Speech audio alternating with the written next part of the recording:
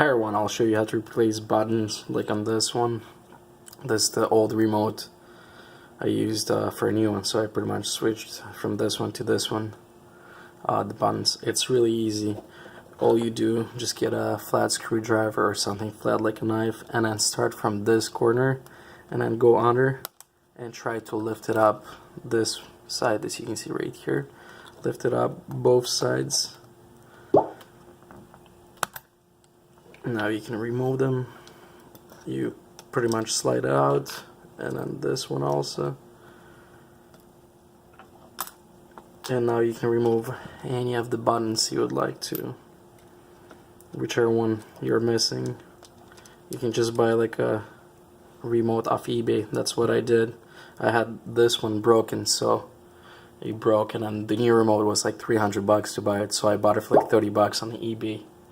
And then I just pulled it out from this one, and then I inserted this one. It's pretty simple, very easy.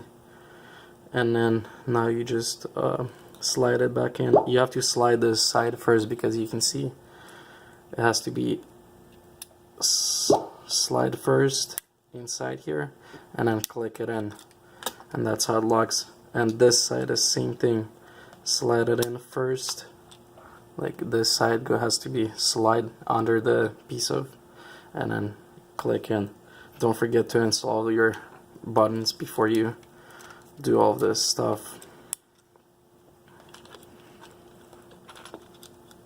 Let's install the final one. Now we're just gonna slide it under here. As you can see, it needs to be slide and then push it in, and now just like a new remote. Thanks for watching. If you like this video, please like and subscribe for more videos, and bye bye.